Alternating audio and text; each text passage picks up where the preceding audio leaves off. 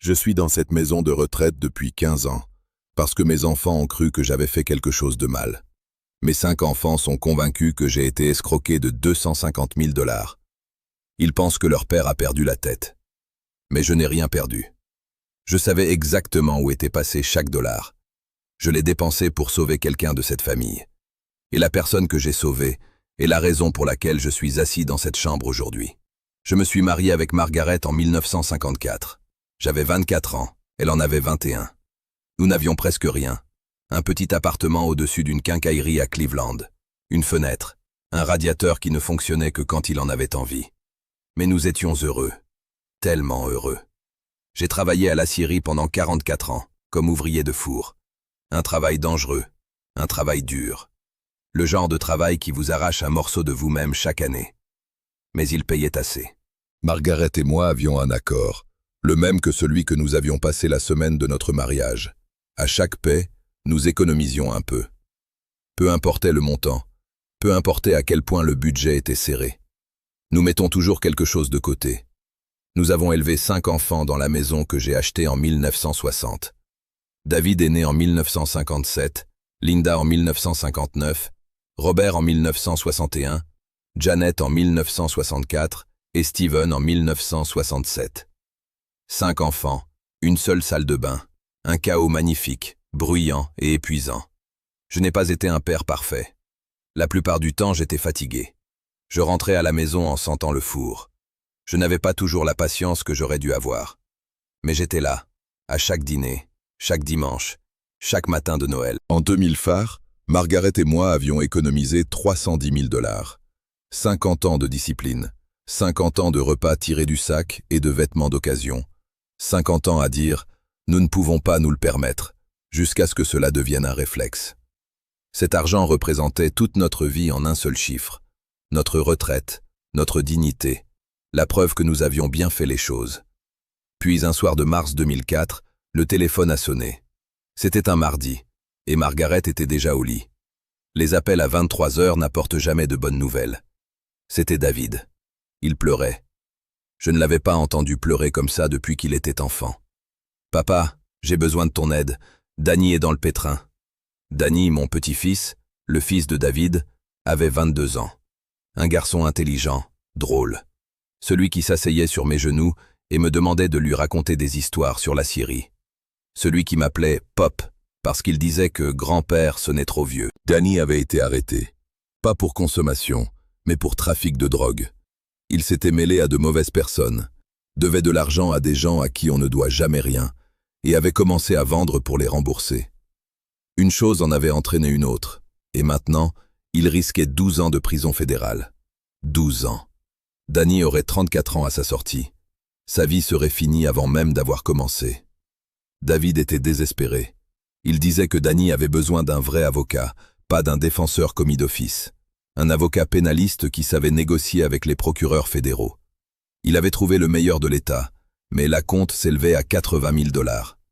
Le procès coûterait 200 000 $, voire plus. David n'avait pas cet argent. Il venait de perdre son travail chez Ford. Sa femme, Carol, ne savait même pas que Danny avait été arrêté.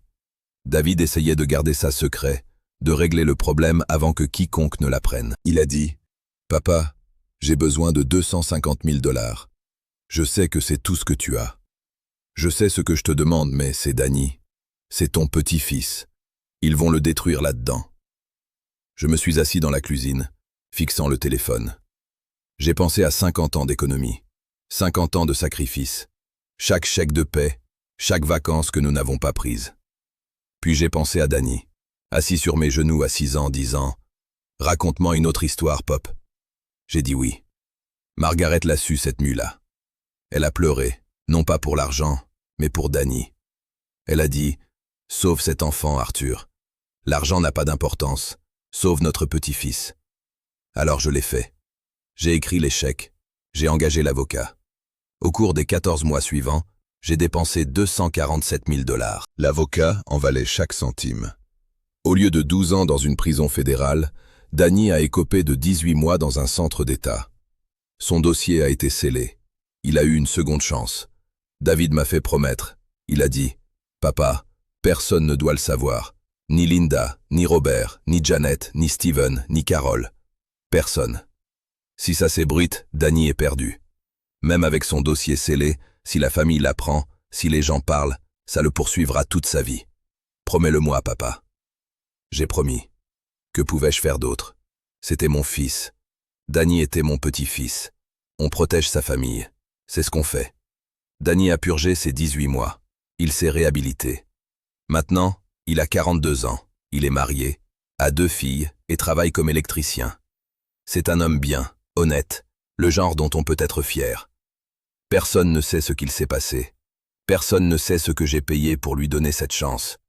Et c'est très bien ainsi. Mais c'est là que tout s'est effondré. Margaret est morte en 2007.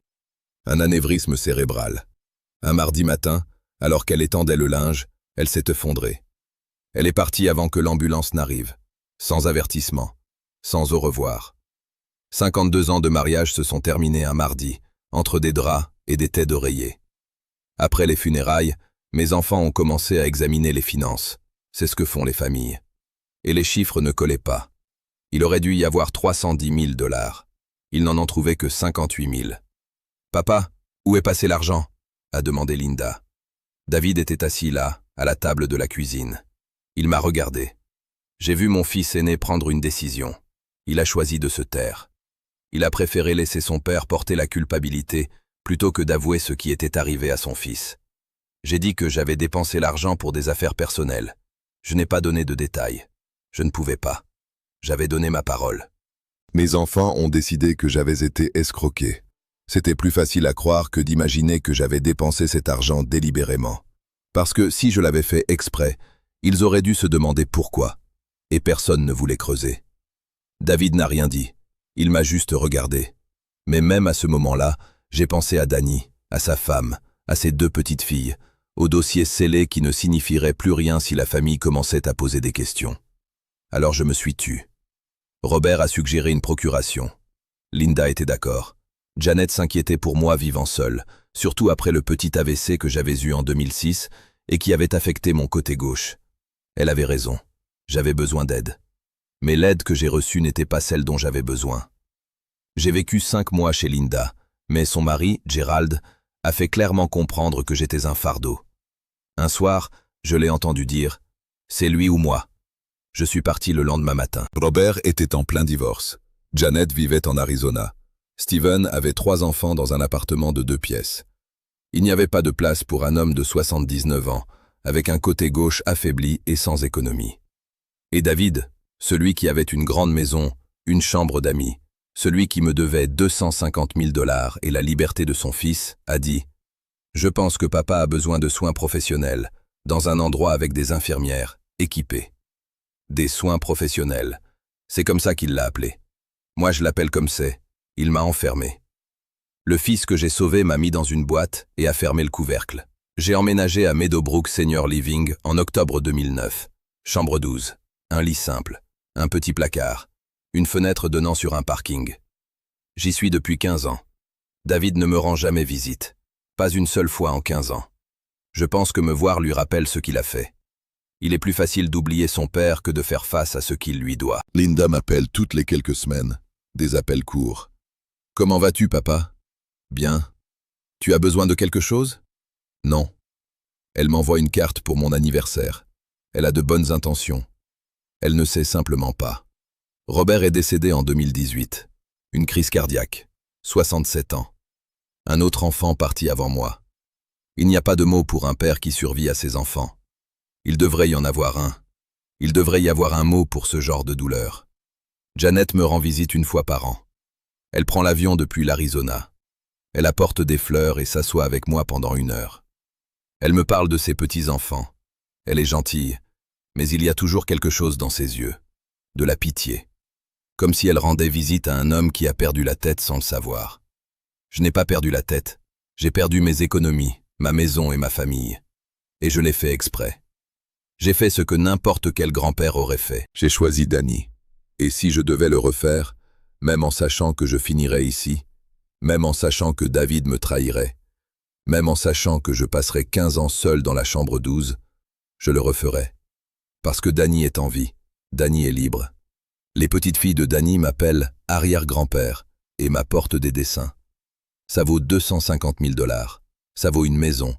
Ça vaut 15 ans dans une chambre avec un lit simple. Ce que je ne peux pas pardonner, c'est le silence. Pas l'argent, le silence. Le silence de David. Le mensonge qu'il a laissé croire à tous. Le père qu'il a jeté pour se protéger lui-même. Je n'ai pas jeté Danny. Je l'ai sauvé, au prix de tout. Et je le referai demain. Chambre 12, 15 ans.